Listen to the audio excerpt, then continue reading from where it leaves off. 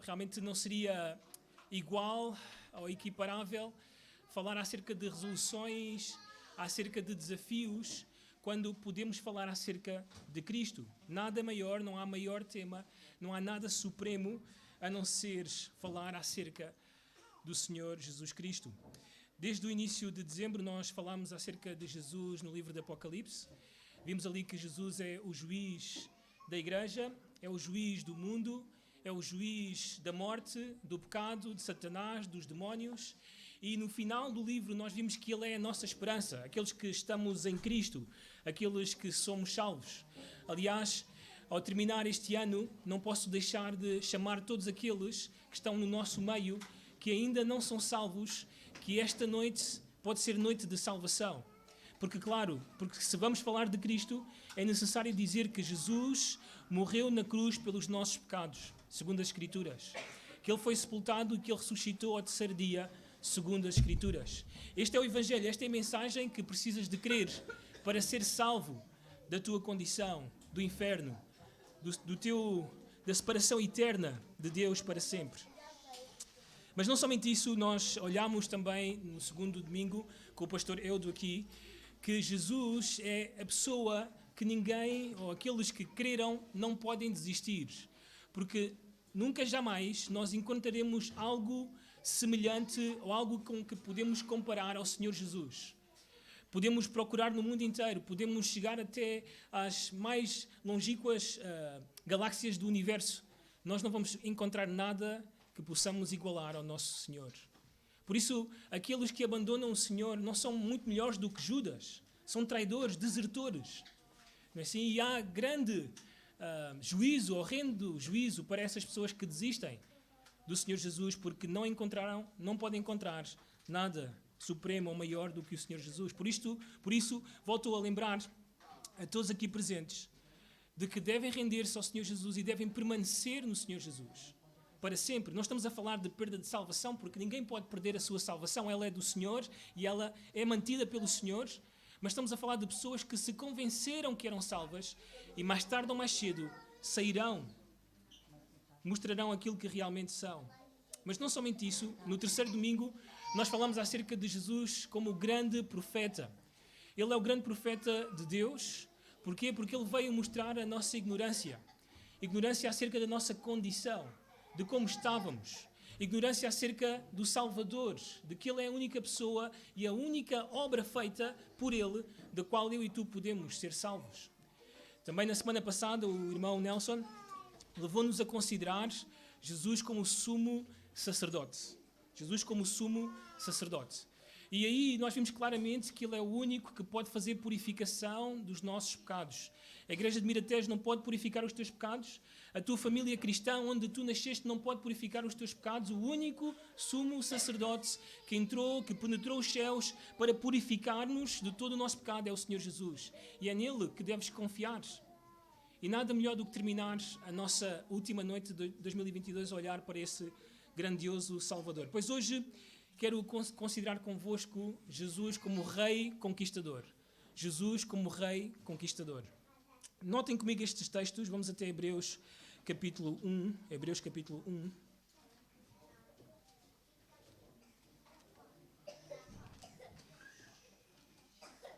O versículo 3, a parte final do versículo 3 de Hebreus 1, tem esta fabulosa frase que fala acerca da exaltação do Senhor Jesus. Notem, diz assim o versículo 3, a última frase: depois de ter feito a purificação dos pecados, assentou-se à direita da majestade nas alturas. Esta expressão, assentou-se à direita da majestade nas alturas, está a falar da condição de exaltação do Senhor Jesus hoje, para sempre. Ele é esse grande Senhor sobre todas as coisas. Por isso o Senhor Jesus disse aos seus discípulos: toda a autoridade me foi dada nos céus e na terra. Também Ele é o Rei exaltado, Ele é o Rei do universo. E como consequência, o Rei da terra. E como consequência, o Rei das nossas vidas.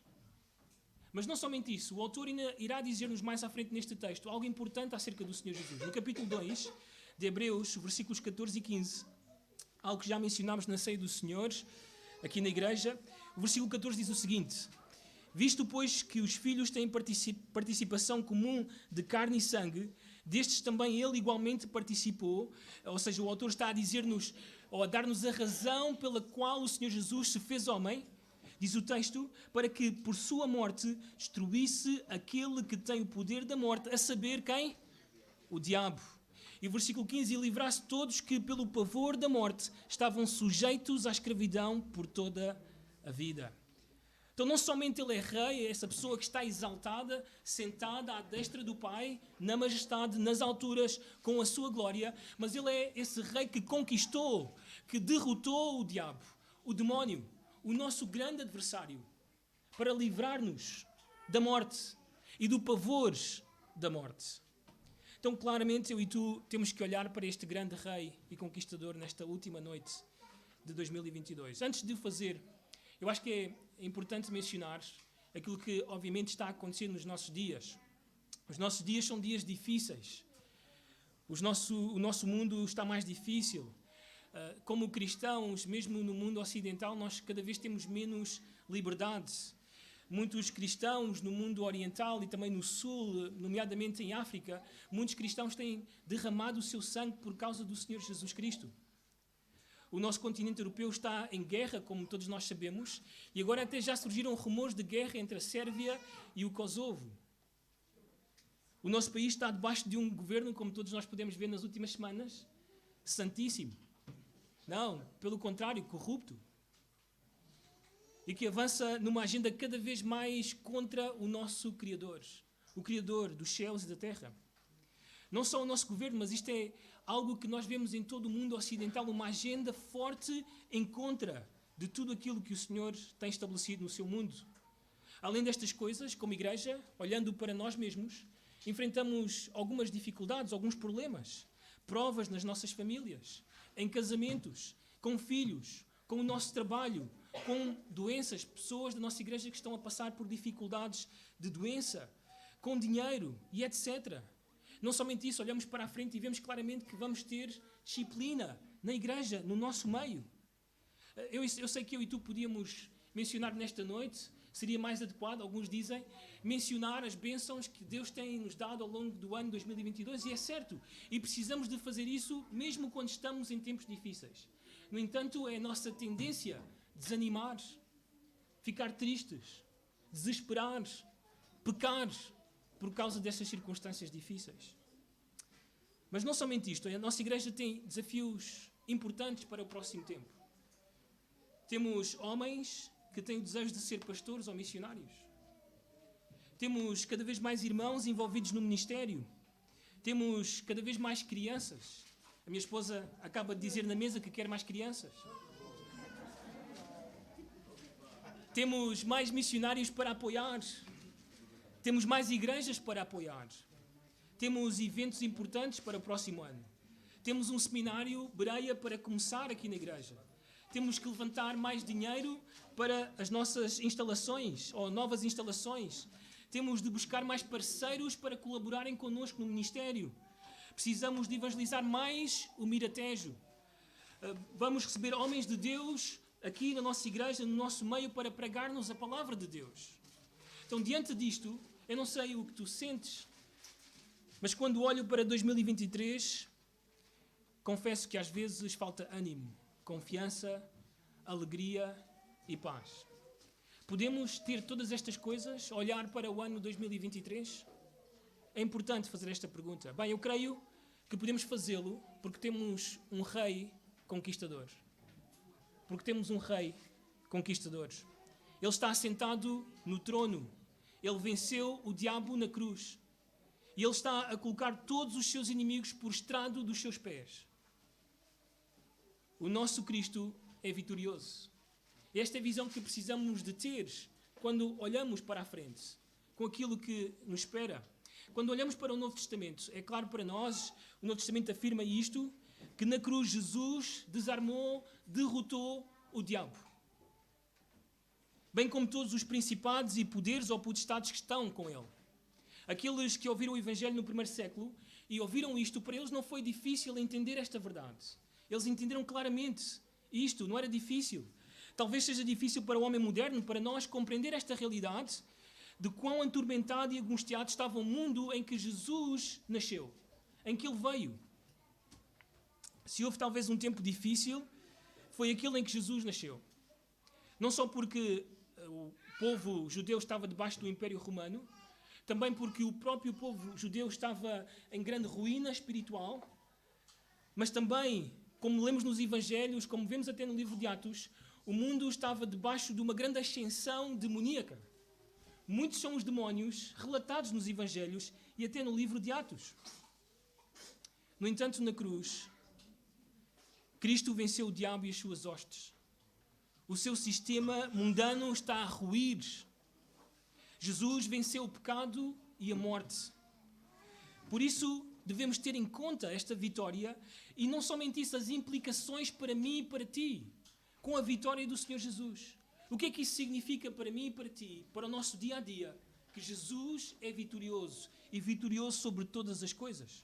Por isso, juntos nesta noite e rapidamente, vamos olhar as 6 etapas da vitória de Cristo e as suas implicações para nós. Também 6 etapas da vitória de Cristo e as suas implicações para nós. Então, a primeira pergunta que fazemos: como é que Deus em Cristo alcançou a vitória sobre Satanás?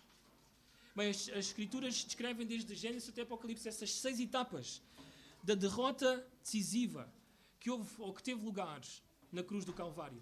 Então, a primeira vitória é a vitória predita. A vitória predita. O pastor Jairo tem pregado no livro de Gênesis e nós já sabemos provavelmente antes do pastor Jairo pregar, que em Gênesis 3,15 Deus anuncia a derrota do diabo e a vitória do descendente. Lembram-se quando Deus fala à serpente? Diz à serpente que ele porá inimizade entre a serpente e a mulher, entre a semente da serpente e a semente da mulher, e que esta semente da mulher iria ferir a cabeça da serpente. E o calcanhar da semente. Então temos aí a primeira predição acerca daquilo que seria a vitória ou conquista deste rei. Nós avançamos nas Escrituras e nós descobrimos que este Messias, ou esta semente que virá, ela vem de Abraão.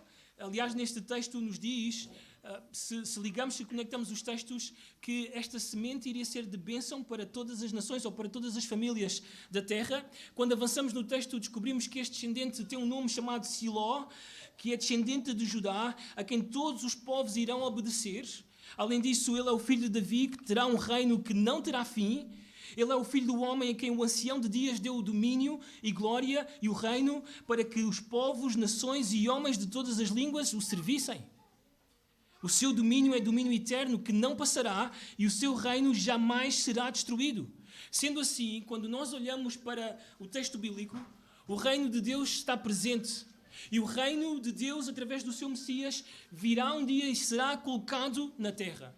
E Deus irá subjugar todos os seus inimigos debaixo dos pés. Será a derrota final do diabo. Bem, sabemos hoje que Deus cumpriu todas estas promessas. Deus trouxe o seu Messias.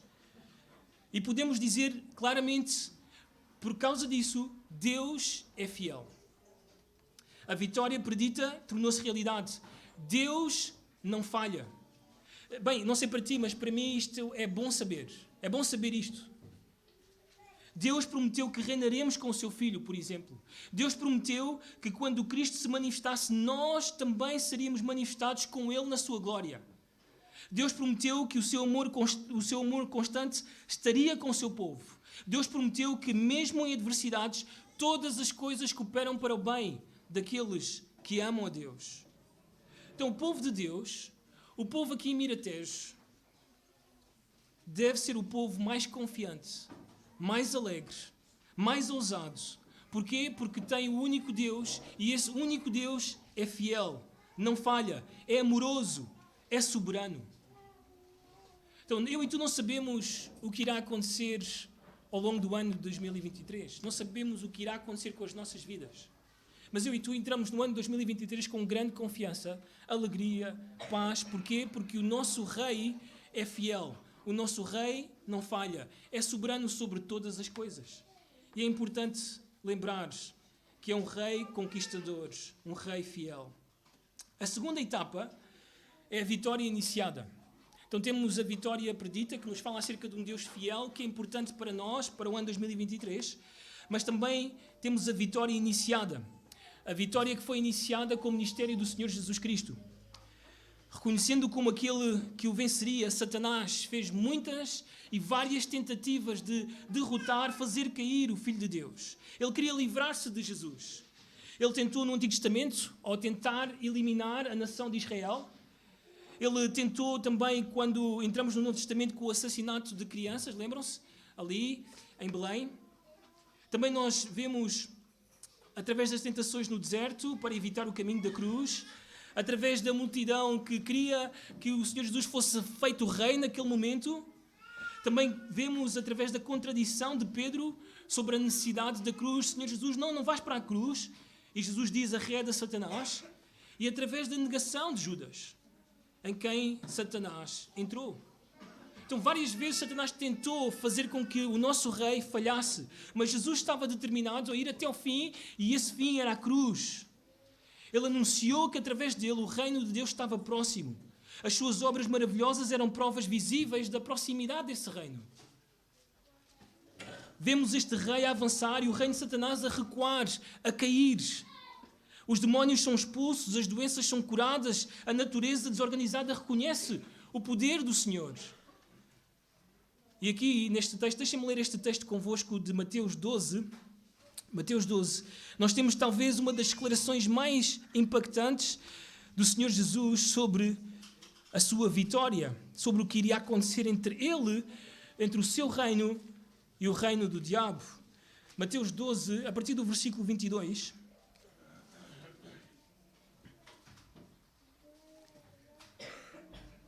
Mateus 12, versículo 22, diz assim o texto: Então lhe trouxeram um endemoniado, cego e mudo, e ele o curou, passando o mudo a falar e a ver. E toda a multidão se admirava e dizia, é este porventura o filho de Davi? Mas os fariseus, ouvindo isto, murmuravam, este não expele demónios, senão pelo poder de Belzebu, o maioral dos demónios. Jesus, porém, conhecendo os pensamentos, disse, todo o reino dividido contra si mesmo ficará deserto. E toda a cidade ou casa dividida contra si mesma não subsistirá. Se Satanás expela Satanás, dividido está contra si mesmo. Como, pois, subsistirá o seu reino? E se eu expulso demónios por Belzebu, por quem expulsa vossos filhos? Por isso eles mesmos serão os vossos juízes. Se, porém, eu expulso demónios pelo Espírito de Deus, certamente é chegado o reino de Deus sobre vós.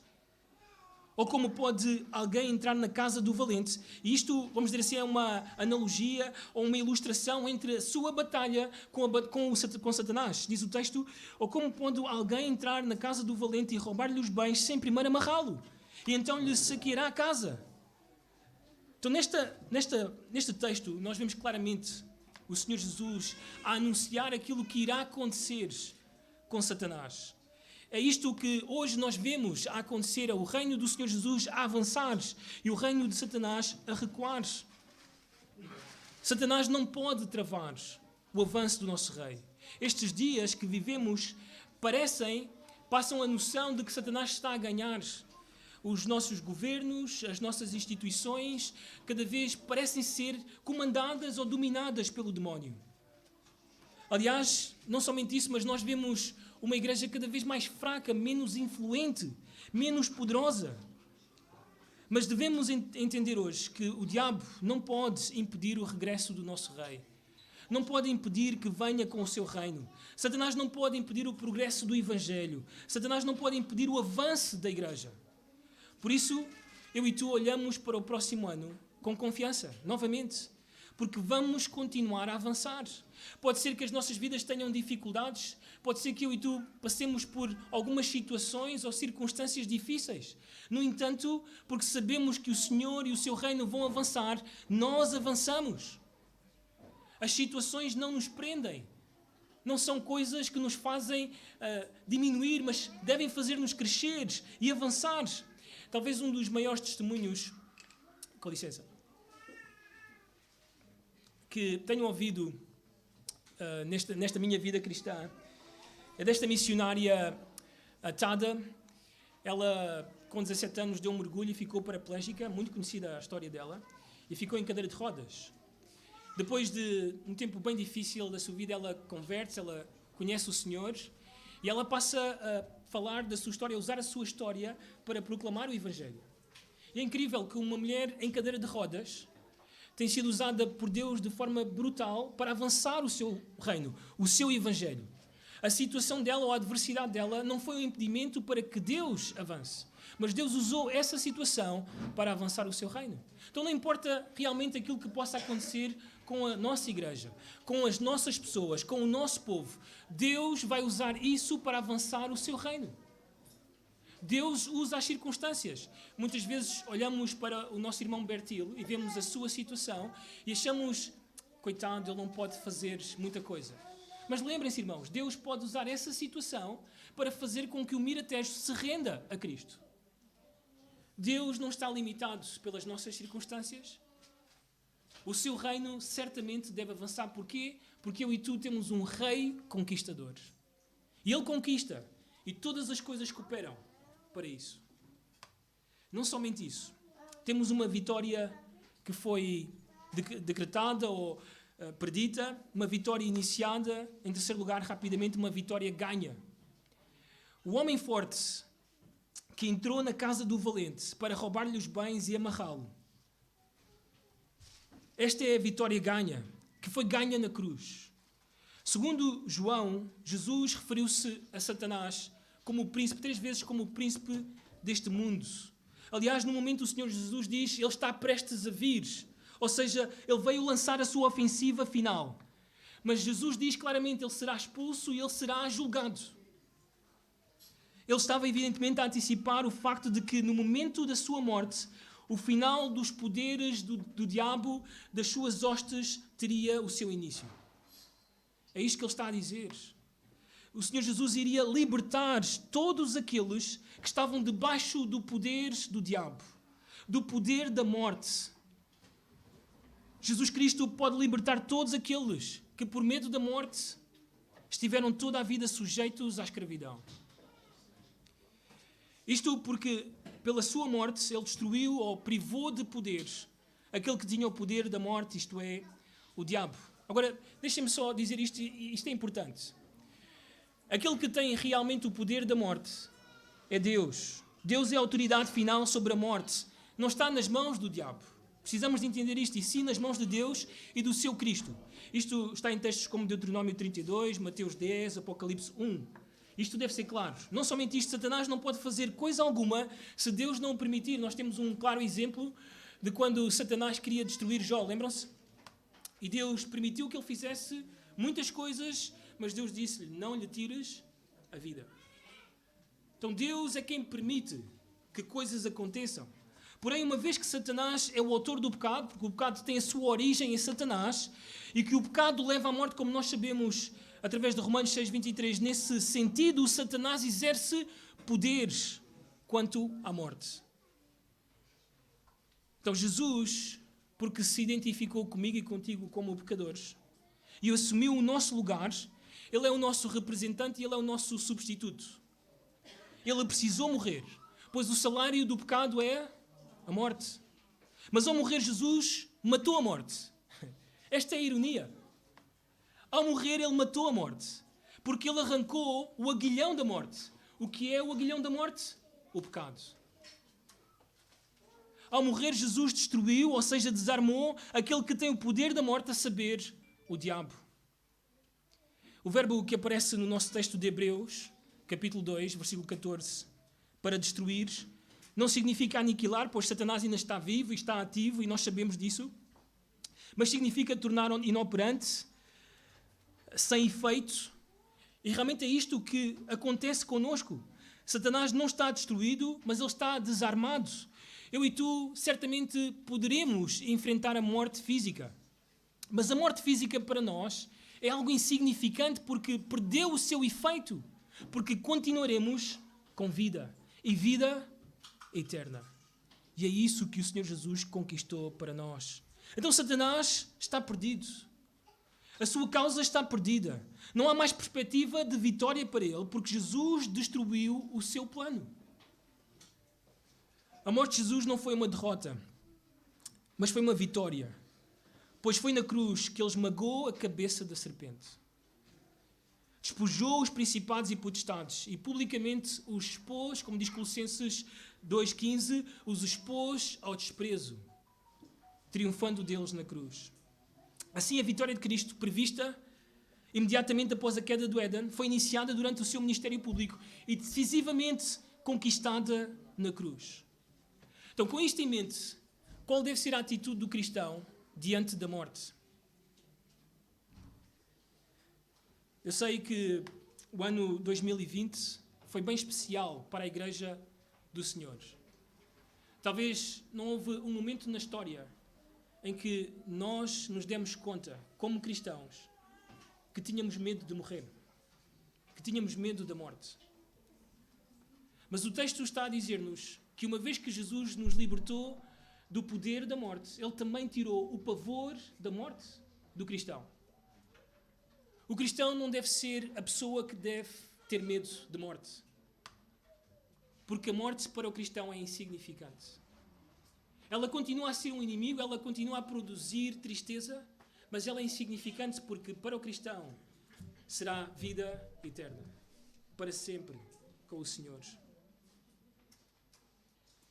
Porque Cristo tirou os nossos pecados, a morte perdeu o seu poder de prejudicar-nos, de assustar-nos.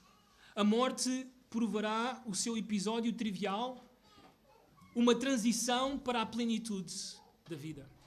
Isto é morte para o cristão. E o cristão deve dar este testemunho lá fora, que a morte para ele não tem grande valor. Que a morte é insignificante para nós. Que nós não desesperamos com a iminência da morte. Que nós temos uma atitude de alegria, de confiança. No ano 2023 pode trazer morte a alguns de nós. Eu mesmo posso não continuar aqui. A minha esposa terá que criar 5 filhas. E ela quer ter mais. Mas ela tem que entender que não deve haver desespero, nem temor. Porque tudo isso foi removido pelo nosso Rei Conquistador. Aliás, irmãos, eu sou muito pessimista quando olho para a frente. Claro, se a tua escatologia é minha, somos pessimistas. Quando olhamos para a frente, as coisas vão piorar. Temos o privilégio ainda de fazermos o que fazemos aqui. Mas muitos dos nossos irmãos não podem fazer isto, porque podem morrer por fazer isso. Mas ainda assim eles fazem, sabendo que essa pode ser a última noite para eles. Porquê que o fazem? Porque eles não têm medo da morte. O Senhor deixou claro, nós não temos que ter medo daquele que pode fazer mal ao nosso corpo. Mas sim, temer aquele que pode lançar a nossa alma no inferno. Isto deve ser importante para mim e para ti. Em quarto lugar, rapidamente, a vitória confirmada e anunciada. A quarta etapa é a vitória confirmada e anunciada. E claro, eu estou a falar da ressurreição. O Senhor Jesus morreu, foi sepultado. E como é que nós podemos ter a certeza de que aquilo que Ele fez foi aceito por Deus? Claro, o Senhor Jesus, na cruz, diz algo muito importante. Está, o quê? Consumado. Mas é o Filho que diz. Aquilo que eu e tu precisamos saber é se o Pai consentiu. O Pai diz sim, amém. E o amém do Pai é a ressurreição do Filho. É levantar o Filho dos mortos. Por isso nós não consideramos a cruz como derrota e a ressurreição como vitória. Pelo contrário, a cruz foi a vitória ganha e a ressurreição a vitória confirmada, proclamada e demonstrada ao mundo. Nós temos um túmulo vazio. Era impossível que fosse mantida na morte, ou pela morte, porque a morte já tinha sido derrotada pelo Senhor Jesus. Ele tinha que sim ou sim voltar dos mortos. Ele disse, está consumado, os nossos pecados foram expiados por Ele. Os principados e poderes malignos não foram privados das suas armas na cruz e, de acordo com o autor de Hebreus, do poder da morte. A ressurreição é importante, é crucial. Aliás, Paulo é enfático, ele diz o seguinte: e se Cristo não ressuscitou, é vã a vossa fé e ainda permaneceis, melhor dito, nos vossos pecados. Se Cristo não ressuscitou, a sua morte não foi vicária. E por isso ainda estamos perdidos. Se Cristo não ressuscitou, os efeitos da sua morte foram simplesmente nulos.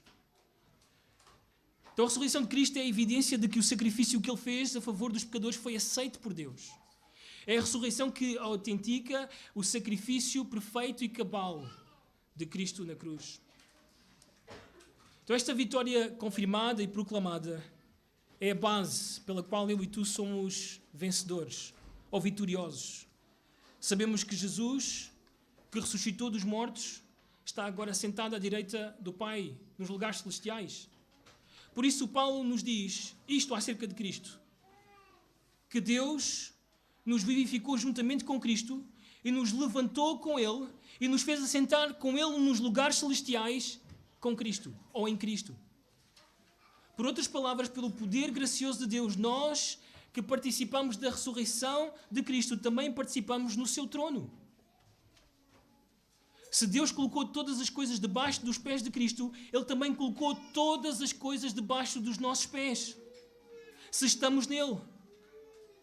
Por ser a própria metáfora de Jesus, ou para usar a própria metáfora de Jesus, melhor dito, aquele que o homem forte foi derrotado e desarmado, chegou o momento de atacar o seu palácio e saquear os seus bens. Quando eu e tu proclamamos o Evangelho, é isso que nós fazemos. Nós saqueamos o palácio do homem forte, do valente. Quando saímos à rua, quando falamos de Cristo, eu e tu fazemos com que o palácio trema. Sabemos que o diabo está derrotado, mas ele ainda não aceitou a derrota. Ele foi derrubado, mas ele ainda não foi eliminado. A verdade é que ele ainda exerce um grande poder. Por um lado temos vida, estamos sentados e reinamos com Cristo. Por outro lado somos advertidos a colocar a nossa armadura para lutar contra os dardos inflamados do diabo. Por um lado, a Bíblia assegura-nos que nós nascemos de Deus, que Cristo nos mantém e o maligno não nos pode tocar, mas por outro lado somos advertidos de que o diabo é como um leão que anda à nossa volta à procura de alguém para devorar. Então eu e tu somos vitoriosos, mas devemos viver essa vitória colocando a nossa armadura, vigiando em todo o tempo. A nossa aplicação para este ponto é simples. Devemos anunciar a vitória do nosso Rei. A Igreja de Miratejo, isto é importante, a Igreja de Miratejo tem crescido, eu diria muito mais internamente nestes últimos anos, mas a Igreja de Miratejo precisa de proclamar as boas novas. A Igreja de Miratejo precisa de sair à rua, precisa de falar aos seus colegas no trabalho, na escola, aonde nós estamos, aos nossos vizinhos, acerca de Cristo. Estes momentos são muito bons, eu gosto muito deste momento de comunhão como igreja, mas nós precisamos de ser uma igreja equilibrada. O equilíbrio vem quando temos um bom tempo de comunhão e quando partilhamos a vitória do nosso Rei. Devemos levar esta vitória, o Rei está prestes a conquistar. Por isso precisamos de sair, precisamos de proclamar as boas novas aonde nós estamos. Para que o Senhor Jesus não nos censure. Por último, a vitória prolongada. A vitória prolongada. A vitória estende-se à medida que a Igreja sai para cumprir a grande comissão, no poder do Espírito, para pregar o Cristo crucificado como Senhor e de chamar as pessoas ao arrependimento e a crer nele. Em cada verdadeira conversão, nós sabemos que há uma viragem, ou a pessoa sai do reino de trevas, ou do império de trevas para o reino do nosso Senhor, para o reino de luz. A pessoa sai dos ídolos para servir o Deus vivo e verdadeiro. Em cada conversão, há um resgate do poder das trevas para o reino do seu amado Filho. Assim, cada conversão cristã envolve um choque de poderes, em que o diabo é obrigado a libertar a vida de alguém que tem nas suas garras. Então o poder superior de Cristo é sempre demonstrado. Isto é muito importante. Ontem recebi um e-mail de um missionário da Hard Cry Ele pedia-me, porque a Hardcry é uma organização missionária, o seu diretor é muito conhecido, o Paul Washer, que envia sustento para vários missionários, e na nossa igreja nós somos um dos casos. E ele pedia fotos de pessoas batizadas no último ano. Assim, e eu olhei para trás e realmente não tivemos nenhum batismo no ano 2022. Agora, claro, contigo, nós sabemos que a salvação pertence ao Senhor e o Senhor é quem salva pessoas. No entanto, temos que fazer-nos perguntas: porquê é que não temos pessoas a batizar? Sabemos que vamos ter em 2023, mas porquê é que não tivemos em 2022? Será que não estamos a pregar o Evangelho? E porque não estamos a pregar o Evangelho, o que é que não estamos a ver? Algo que é muito importante. Porque sempre que uma alma é salva, é uma demonstração de poder do nosso Rei Conquistador. A salvação, ou o poder usado na salvação, e tu sabemos isto, é o mesmo poder que Deus usou para criar o universo. É o mesmo poder que Deus usou para levantar Cristo dos mortos. O apóstolo Paulo diz que o Evangelho é o poder de Deus para a salvação de todo aquele que crê. Então o que nós não estamos a ver a acontecer, ou talvez nós não vimos a acontecer ao longo do ano 2022, é o poder do nosso Rei entre nós. E isso, não sei a ti, mas a mim preocupa-me. Porque eu quero ver o Rei Conquistador a demonstrar o seu poder entre nós. Deixa-me mostrar-vos um texto do que acontece quando o poder de Cristo é demonstrado. Vamos até Atos capítulo 4.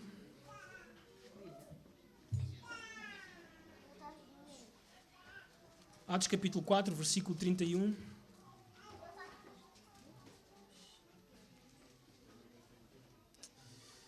Atos 4, versículo 31 diz o seguinte: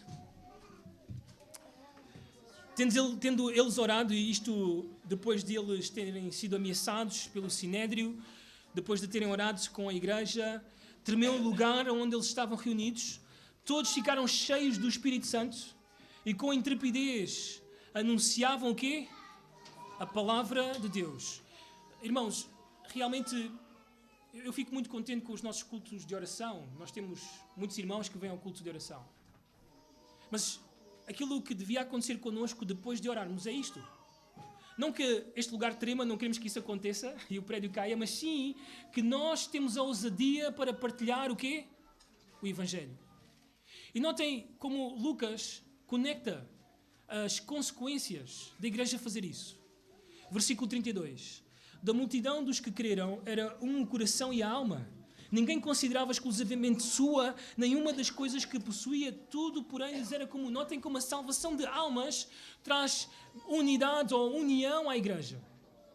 Porque Deus está a demonstrar o seu poder. Notem o versículo 33, com grande poder os apóstolos davam testemunho da ressurreição do Senhor Jesus e em todos eles havia abundante graça. Então é isto que nós precisamos de ver acontecer no nosso meio. Porque temos um Rei Conquistador que quer lançar o seu poder sobre a sua igreja para salvar almas e para fazer a sua igreja crescer segundo a sua vontade. Isto nos leva à vitória consumada. A vitória em que eu e tu veremos o Senhor Jesus chegar, onde eu e tu seremos transformados, onde eu e tu iremos reinar com Ele. Iremos ver a sua vitória sobre todas as nações. Então, se isto vai acontecer, e se em breve vai acontecer, o ano 2023, para mim e para ti, deve ser um ano de alegria, de paz, de confiança, de ousadia. Porque temos um Rei Conquistador. Então, esta é a minha exortação, o meu apelo aos irmãos para o ano 2023. Confiem sempre no nosso Deus, porque o nosso Deus é fiel. Não importa a circunstância, Deus pode usar a circunstância para a sua glória e para trazer pessoas para conhecerem o seu nome. Vai e fala de Cristo àqueles que estão à tua volta. Não percas o tempo, fala do Senhor, para que vejas o poder de Cristo ser demonstrado e para que a igreja cresça e a igreja esteja cada vez mais unida para a glória do nosso Deus. Vamos orar. Senhor, nós te louvamos, te agradecemos pela tua verdade. Te agradecemos, Senhor, pelo Cristo Conquistador. que, em primeiro lugar, conquistou as nossas almas, demonstrou o seu poder. Nós certamente podemos dar testemunho de onde nos tirou o Senhor Jesus. E sabemos que só um grande poder nos podia ter tirado do laço, da lama onde nós estávamos. Senhor, nós queremos continuar a ver o Teu grande poder entre nós. Por isso, Senhor, queremos ser cheios do Teu Espírito. Queremos, Senhor, ser instrumentos nas Tuas mãos. Queremos proclamar o Cristo conquistador, o Rei do Universo. Que a Tua Igreja não perca o seu tempo, que a Tua Igreja não se distraia com as coisas deste mundo, mas que a Tua Igreja viva confiante, alegre, com paz, com ousadia, porque tem um Cristo que é Rei e que é conquistador. Obrigado, Senhores, por todo este ano, obrigado por tudo o que Tu fizeste.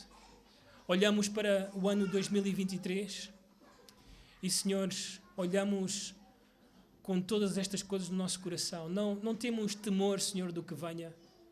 Realmente, Senhores, não nos importa aquilo que aconteça no mundo. Sempre olhamos para Ti. Somos como os servos e as servas que olham para a mão do seu Senhor. Assim os nossos olhos estão em Ti, Senhor. Quando olhamos para os montes, sabemos que o nosso socorro vem de Ti. Por isso, ajuda-nos a sermos fiéis, constantes, ajuda-nos a crescer, ajuda-nos a ser cada vez mais homens e mulheres da Tua palavra. Senhor, que o Teu Santo Espírito use a Tua Igreja grandemente ao longo do ano 2023. Assim nós Te rogamos no nome do Senhor Jesus. Amém. Muito bem, vamos agora para um tempo de oração.